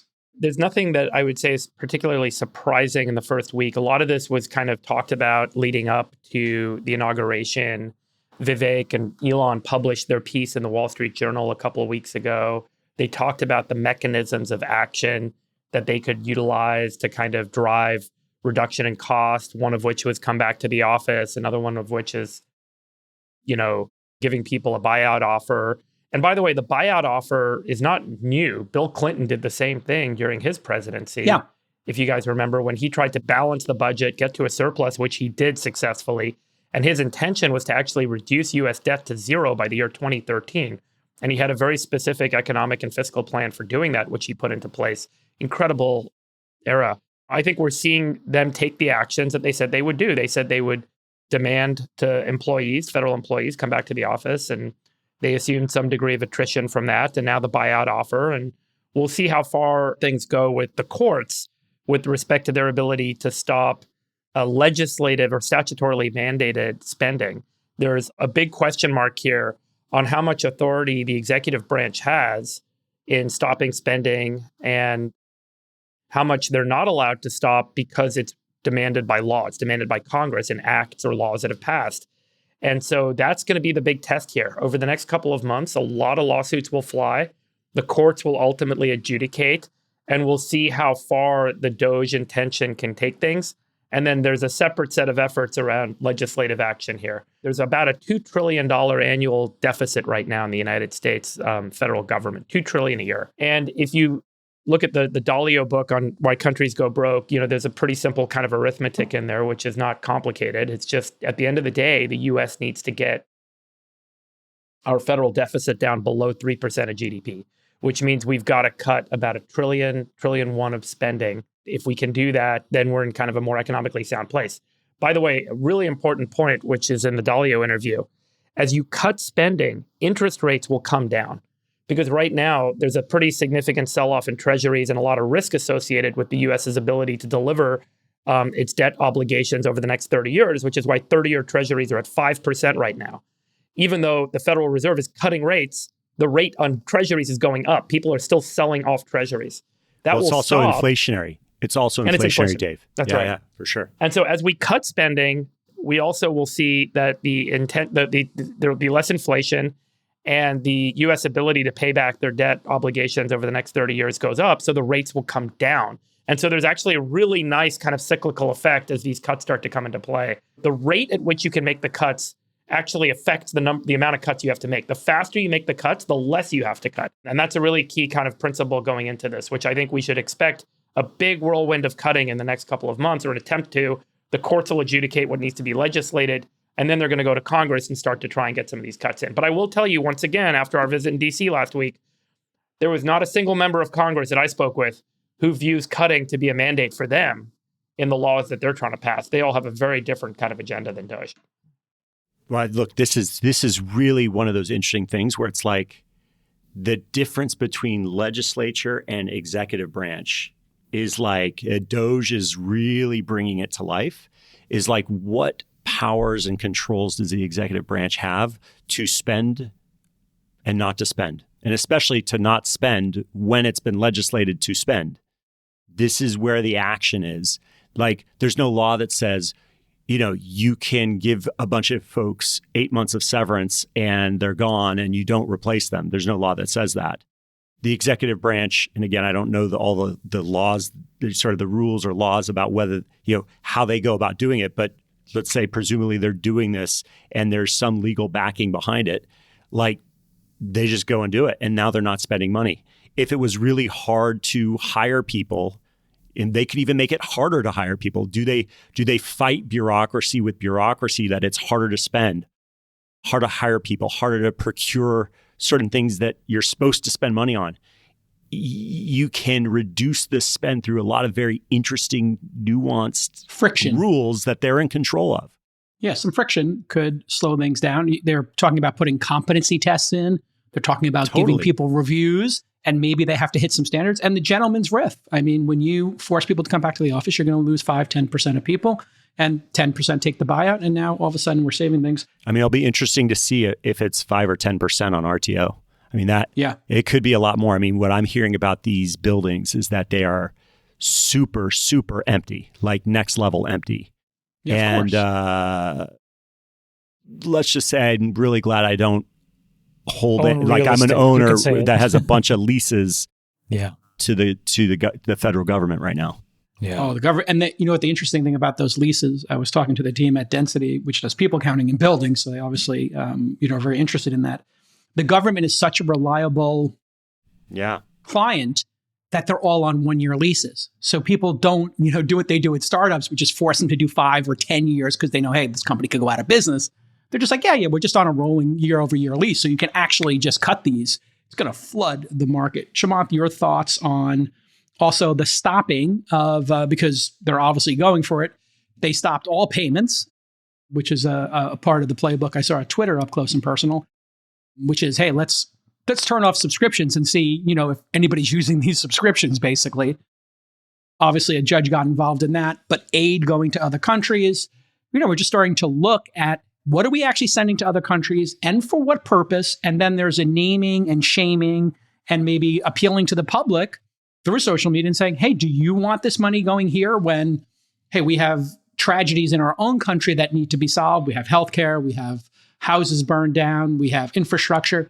And so maybe you could talk a little bit about hearts and minds and winning those. and what your general take is so far. I think that we have to remember that we're only 9 or 10 days into Doge. So the fact that we're already at $1 billion a day is really incredible. And there has really been no discernible impact. There has been a lot of fissures of fake news and misinformation, but the real impacts have been negligible to none since they started making those cuts. I think that Doge is a 3-layer onion. So layer 1 is the people. We have now given a pretty generous offer to folks. And I think Elon said it. It was like basically the maximum allowed by these contracts, but they tried to do a very good thing there. The second, as you guys just said, the second layer of the onion is going to be the infrastructure, all the buildings, all the physical plants that the government owns and operates that may be empty, that may be idle, and getting them back into private hands so that they can be repurposed. That's going to save a ton of money. But both of them will pale in comparison to the third layer of this onion, which is the IT and the services and the spend. And what I mean by that is when you read how the department is set up, at the center and nucleus of every single one of these Doge teams is an engineer. And I think the reason is that they can get into these systems of record and start to trace where the money is going. And I think when you start to uncover through forensic analysis where these dollars are going and how it's spent, that's probably how you're going to close the gap from a trillion to, and I suspect, to be honest, it could be more than $2 trillion when it's all said and done. That is an enormous amount of waste, and it's unproductive. So I'm very excited for what happens over this next little while. Just the transparency is going to be incredible. Guys, just for kicks, check this out, right? 2009, if we took 2019 spend, right, the year before COVID, and put it up against 2024 revenues, $500 billion surplus. Wow. Bingo. Yeah, that's crazy. Versus the $1.5 trillion deficit. So a $2 trillion swing on like a in 4 years. On a $4 trillion budget. That's all waste. Well, a lot of it's interest. Remember, we've got $1 trillion a year of interest payments now. I mean, this is the thing. Like, there's two deflationary things that we need. One is Doge, and two is where AI is going to take us if it really does its thing. And that will keep us in an okay spot economically. But like, this spend has to go, or we're in Greek territory, if that makes sense. Yeah, and I think this is the popular support for this is pretty incredible. I'll just go through a couple of numbers with you. You know, looking at what people agree with that Trump's doing early on and what they disagree with. You know, obviously, we talked about it last week, Chamath, pardoning the January 6th protesters and, you know, ending requirements for government employees to report gifts. That's sort of like the Supreme Court thing. These are tremendously unpopular. And then if you go and you look at downsizing the federal government and imposing a hiring freeze and requiring all federal employees to return to an office, these are incredibly popular. And Elon tweeted these graphs out as well. So right now you have Trump at the apex of his political popularity, and you have these issues specifically in a very polarized time as incredibly popular. He's also done an incredible job with the border. That's another consensus-based issue. So Trump now has downsizing the government and controlling immigration and getting rid of violent immigrants as incredibly popular parts of his mandate. And that's the big win for him. If you look at his popularity, Trump is massively more popular than he was the first time around. He's at 49% compared to last time, 44%. He's still the historically least popular president ever. So my point in all of this is, when you see Trump doing things like his meme coin or, you know, taking on Pete Buttigieg today, all that kind of Trump 1.0 negativity, grifting, that's the stuff that's going to derail this. But the stuff that's not going to derail it is focusing on the Trump 2.0 agenda. And that is, as somebody who was a never Trumper, as you all know in the audience, and now somebody who is supporting him relentlessly, that margin, that extra 10% of people who support him right now is me and other folks who are looking at the people he put around him. He has to stay with the 2.0 agenda as hard as it is and stay away from the Steve Bannon agenda and the grifting. Those are the things that will take this all apart. So that's my appeal to them. I told everybody I give a letter grade. I give them a B so far. Could do better, but pretty good.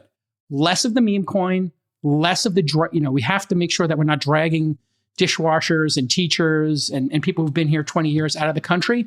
And it's going to be a very deft, important approach here if this is going to be sustained. And I think it's a coin toss if he will be able to maintain his popularity. And what he did today with this, like, I don't know if you saw the Pete Buttigieg, he was attacking him over this tragedy. That's the kind of stuff people don't want. Less of that, please. More of the Doge. That's my little rant. Can we talk to Travis about Waymo now? Travis, can I ask, have you taken a production Waymo? Yes. What do you think about it? And do you think that's the future of transportation? And how does Uber play into the self-driving car business now? I mean, look, it's funny because, as you guys know, back in the day, 2015, 16, 17, we had our own autonomous vehicles out there. And I remember the first one of ours that I took, and I got in the back and all I had was a stop button, a big red stop button that I could push if things got weird. Yeah. And I remember this was in Pittsburgh where we had our robotics division and autonomy division at Uber. And I got out of that car and literally it's like I got off a roller coaster ride. Like my legs were, I could not stand straight. Like I was like a little wobbly because I was so freaked out and the adrenaline was pumping. You get in a Waymo today and it's like, you're not even thinking twice. You're just like, it's all good. You just get in, you get out. Now, part of it's just the normalization. It's like, it's just working, and that normalizing matters in terms of the psychology around it. We're just there. So it just works. Now, is it a optimized experience for ride sharing? No. Like the Cybercab is sort of the ultra sort of destination for what it means to get transported across a city in a vehicle that is not meant for a human to drive. No steering wheel, folks potentially even facing each other, just a whole bunch of different formats. The technology works. We know that. There are different ways to get to the technology. I think probably the most interesting thing that we should be, or one of the most interesting things to be thinking about, maybe there's a few. First is cheap AI makes cheap autonomy. Mm-hmm. Okay, so if as cheap AI gets out there and proliferates and gets broadly distributed, we should expect autonomy gets easier and easier and easier. And you see some of the stuff that's happening with Tesla and FSD. Their new models are like, I think in a 3-month period, they went up like 10x in terms of performance, meaning in number of miles per human intervention. Like they're seeing, that's the thing that Elon's seeing right now because cheap AI, cheap, good AI makes cheap, good autonomy. And that's a thing we need to connect the dots on. I think the thing then you go one level past that, you're like, okay, there's the possibility literally that autonomy just gets easy and commoditized similar to what's happening to AI. The next part is, okay, you get the hardware. You're like, okay, manufacturing's hard. That's interesting. That could be a long pull in the tent. I think that could be a place where Tesla, of course, has huge advantage. You then look at who are Waymo's partners. Are they getting set up to do the right kind of manufacturing and get scale of cars out there? But then there's like this dark horse that nobody's talking about, which is, it's called electricity. It's called power. And all these vehicles are electric vehicles. And if you said, I just did some like quick back of the envelope calcs, if all of the miles in California went EV ride sharing, you would need to double the energy capacity of California. Right. Let's not even talk about what it would take to double the energy capacity in the grid and things like that in California. Like, let's not even go there. Even getting 20% more, 10% more is going to be a gargantuan 5 to 10 year exercise. Look, I live in LA. It's a nice area in LA, and we have power outages all the frickin' time because the grid is effed up and they're sort of upgrading it as things break. That's literally where we're at in LA, one of the most affluent neighborhoods in LA. That's just where we are. So I think the sort of the dark horse kind of hot take is combustion engine AVs. because I don't know how you can go fast getting AV out there really, really, really massive with the electric grid as it is. What do you think about regulation in this regard? Because obviously there was the cruise, a person got hit by a regular car, they dragged it, the whole thing imploded. We had at Uber the tragedy in Arizona where somebody was playing Candy Crush when they were a safety driver. What is your outlook on this stuff rolls out and somebody gets hurt, and then tens of thousands of cities that you brought Uber to, how receptive are they going to be towards this? And what do you think the regulatory framework will be like? I think similar to how you get normalized, it's like you're used to getting in a car. It's normalized psychologically and in the sort of public sphere, the public mindset, you get used to it. So like we're getting to a place where these vehicles are provably safer than human-driven vehicles. So yes, there are mistakes, but they're just provably safer and people are just getting used to it. And that's a big part of the cycle. So I think we're getting out of the hysteria and we're getting into it's just great. Like talk to people who are using it and they feel safer from of course, like I feel like we're going to get in less accidents, but also I feel safer because there's less chance of like an interpersonal problem that does happen, especially, late at night, when people are out partying and things like this. There's just there is a level of safety on many different aspects to for these the driver, vehicles. For the driver. No, it's for the there's safety aspects across the board. Sure. Right. What do you think about BYD and like you sort of mentioned everybody getting to autonomy at the same time? Obviously, Waymo's got the biggest lead.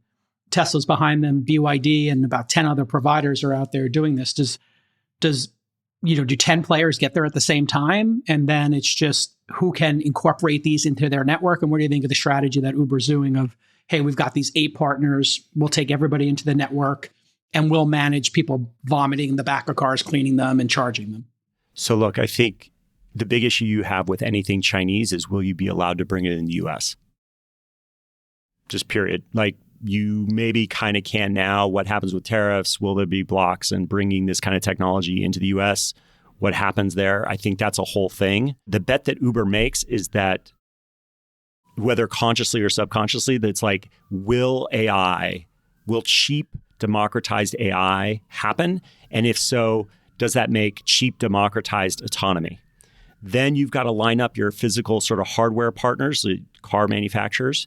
Then you've got to say, okay, is the electricity where it's at? And are there other bets to make sure that I can charge my cars? So like there is a huge real estate play here and fleet management play of like, how do I electrify these plots of land known as parking lots and also set them up so that robots can clean cars in sort of a very, very efficient way? There's like a whole, when we talk about that's super interesting, Travis. That's like, it's almost like the idea that we all talk about today is data centers, and data centers need their own power substations in order to meet the power demands. But if we do see a world of robotics, automation generally, and we've got these kind of moving robotic systems in our world, they need to have a similar sort of like power demand met that probably looks like, hey, they all go into their recharge building and they get recharged, whether they're a car or a humanoid robot or a food delivery robot on the sidewalk or whatever, or a drone, and they just kind of get recharged, huh? Robots need actuators. Do you know what you need for an actuator? A permanent magnet. You know what you need for a permanent magnet? Rare earths.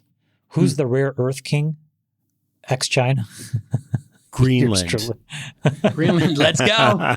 So guys, I think there's a couple interesting things. One of them is going to be, how are these companies thinking about real estate, electrifying that real estate in urban environments, and roboticizing that real estate so that they can do the servicing, maintenance, et cetera? Look, I guess it could be manual for a while. But hold on, can I put you on the spot? Just go one level above it, because merge the last two concepts together. We talked about the federal government, Doge, et cetera. Isn't there the potential for just a complete surplus of physical inventory that exists in America? Oh, yeah. Okay, so big time. So what does that mean for commercial real? Like, how do you navigate around that? Because you got to evade the falling knives first. So, okay. So let's just go down ride-sharing lane. So autonomous ride-sharing lane. You go down that lane, car ownership, which is already dropping, drops like a knife all the way down. And there's this thing in cities which takes up 20 to 30% of all the land. It's called parking. It's no longer necessary because cars are getting utilized. The cars that exist on the roads are getting utilized 15x more than they were before per car.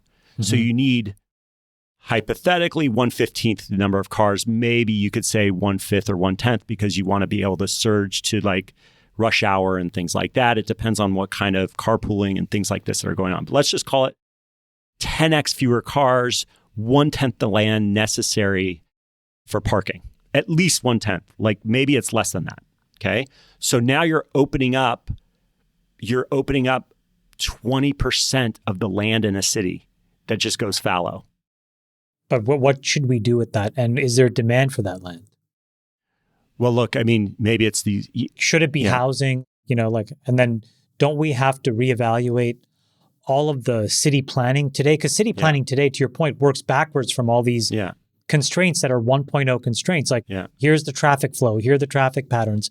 Those don't exist theoretically anymore, or they would exist in a totally different way, right? Yeah, I mean, there's like a massive amount of creativity to say, what can I do with that land with a high ROI, right? Like some people are like, you're going to have farms, hydroponic farms in urban environments. I'm like, Well, that's not a bad idea if you want to have farm to table, healthy food.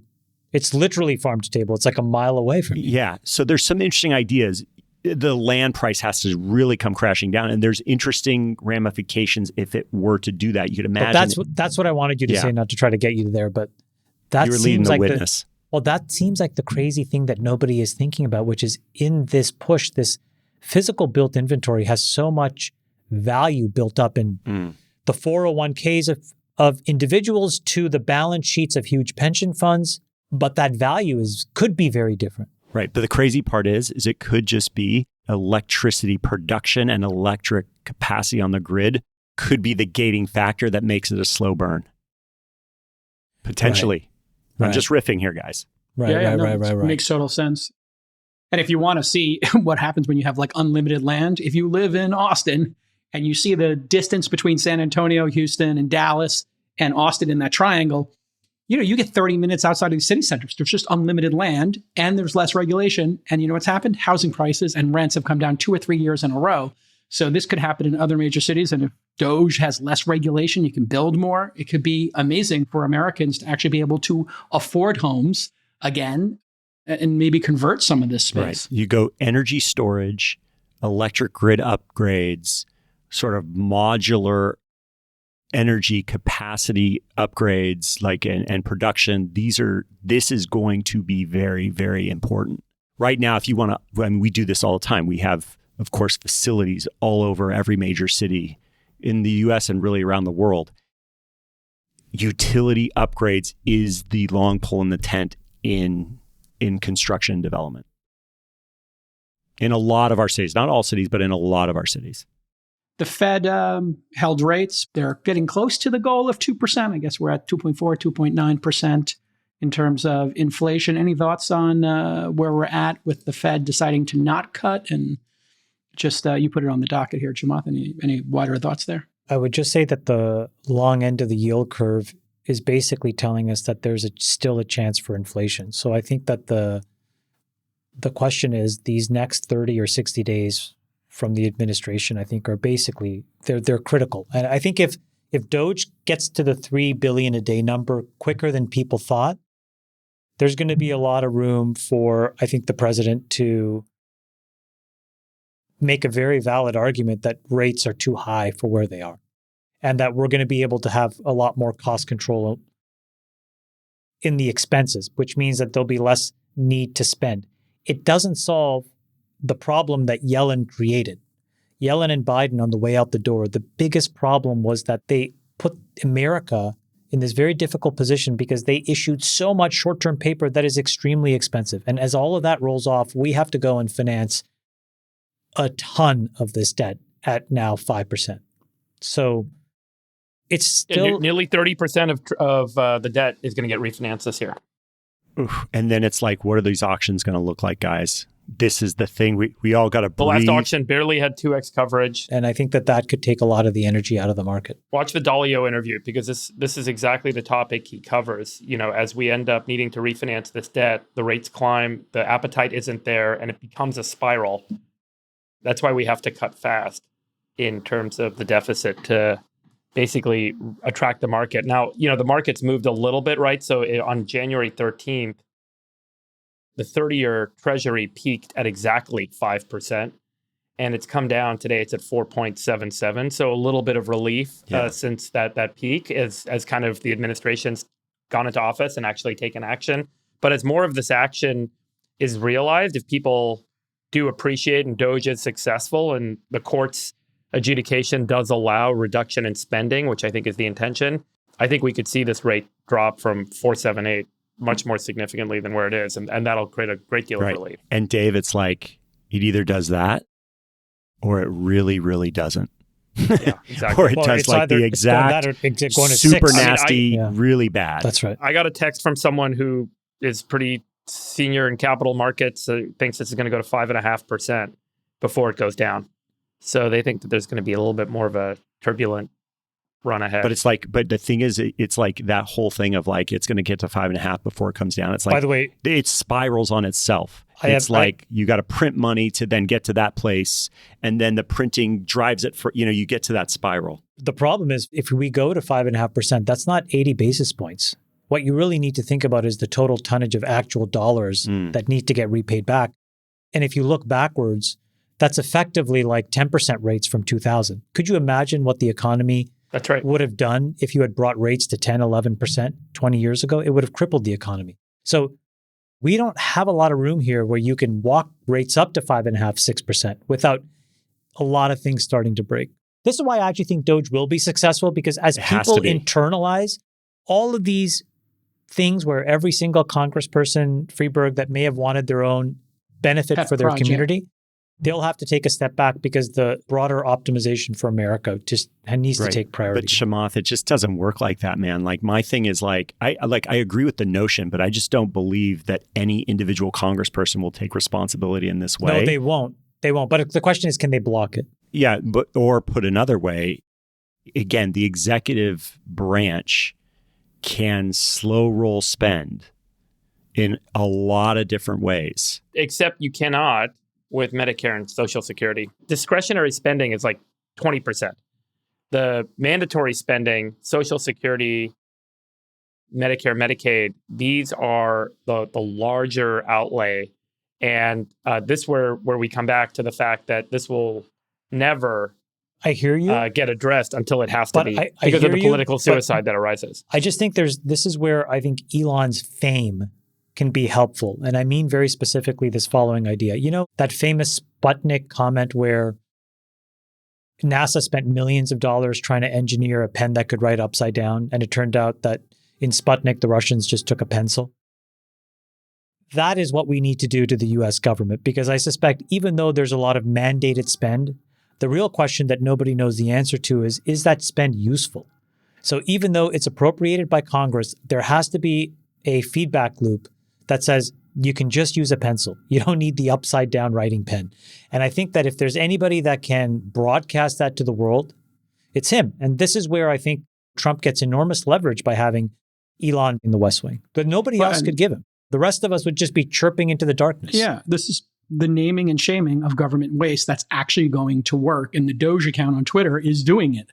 They're basically saying, hey, we're giving foreign aid for this project, for that project. Is it going to be perfect every time? No, but you show an empty office space, you show people not coming to work, you show the people wasting money. Gaza. Well, yeah, and if that's even real, there's going to be a bunch of, back and forth here. But overall, if you keep naming and shaming each of these projects, and then, they were talking about blockchain or whatever, and supposedly as a report, Elon is at like the government building working on leases at the moment. Like this stuff is going to be extraordinarily popular because you can just take the number of 330 million Americans and whatever you just saved, you can just divide it by that number and tell every American how much they just paid less in taxes or how much they just saved individually. The naming, shaming, and doing the back of the envelope math for every American is going to work. Do we want to wrap maybe a little bit on this tragedy in DC? Okay. What are your thoughts? We were talking with our friend Sky Dayton, who is very involved in aviation, and he's got a lot of blog posts he's done recently, and he's got a company he invested in to do pilot training. I'll share two things. One is anonymous. It's from a friend of mine, gave it to me and said I could share it. Who's a commercial pilot, and I posted this, so I'll just read it. Honestly, DCA is the sketchiest airport we fly into. I feel like the controllers there play fast and loose, hence the periodic runway incursions. I've said to every first officer in my threat briefings that we both need to be on red alert at all times there. DCA calls out helo traffic, helicopter traffic, and vice versa all the time, but it's borderline impossible to see them when you're bombing along at 150 miles per hour. I mean, that's from a pilot that is not, I don't think he has any incentive to sugarcoat things. And then I just wanted to read a message from Brian Yutko, who's the CEO of Whisk, who's building a lot of these autonomous systems. He said, first, auto traffic collision avoidance systems do exist. Right now, these aircraft will not take control from the pilot to save the aircraft, even if software and systems on the aircraft know that it's going to collide. That's the bit flip that needs to happen in aviation. Automation can actually kick in and take over, even in piloted aircraft, to prevent a crash. That's the minimum of where we need to go. Some fighter jets have something called automatic ground collision avoidance systems that do exactly this when fighter pilots pass out, and it's possible for commercial. And then the second, he said, is we need to have better ATC, air traffic control, software and automation. Right now, we use VHF radio communications for safety and for critical instructions. And that's kind of insane. We should be using data links, etc. The whole ATC system runs on 1960s technology. They deserve better software and automation in the control towers. It's totally ripe for change. The problem is that attempts at reform have failed. So I just wanted you guys to have that, one from this commercial pilot, and then two from Brian Yutko, who I think understands this issue really well. There's so much opportunity here to make this better. This should have never happened. Our other friend, Sky Dayton, has been pushing really hard for the US government to do advanced pilot training. One of the things that he says constantly is just that a lot of the pushback is just union rhetoric around what they perceive the right thing for their constituency is. And hopefully this starts this conversation, because I think guys like Sky, guys like Brian are working on this next level of autonomous solution that can just make flying totally, totally safe beyond what it was. The crazy stat is that we haven't had a commercial airline disaster in the United States in almost 25 years. Isn't that incredible? It was 15, yeah. It's looking like pilot error here. And there also seems to be some question of why these Apaches are flying around this really crowded airspace, and it seems like they're shuttling, politicians around, and maybe that's not the best idea in this really dense area, as your pilot friend was referring to, Chamath. So, God, thoughts and prayers and all that stuff for the families of the people who died. It's just terrible tragedy. Terrible tragedy. Yeah, this is an area to invest money and use the private sector and all this incredible innovation that's available to upgrade these systems and infrastructure. This has been another amazing episode of the All In Podcast. Thanks, Travis, for joining us. Thank you, to TK. the Czar for coming in. That was a lot of fun, guys. First time. This is my first time on a podcast ever. Yes, Dude, you you did did get right in. You were great. Come back anytime. You were great, man. You were great. Appreciate it. Appreciate Very it. based. Very based. The audience is going to like it. Thanks, Tell us bro. what you think, Totally. and we'll see you all next time. Bye-bye. Love you, boys. Bye-bye. We'll let your winners ride. Rain Man David Sack. And instead, we open source it to the fans, and they've just gone crazy with it. Love you, Besties. Queen of Quinoa.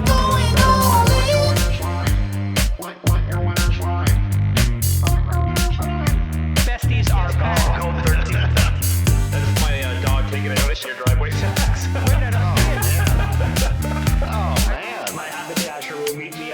We should all just get a room and just have one big huge orgy, because they're all just useless. It's like this sexual tension that they just need to release somehow.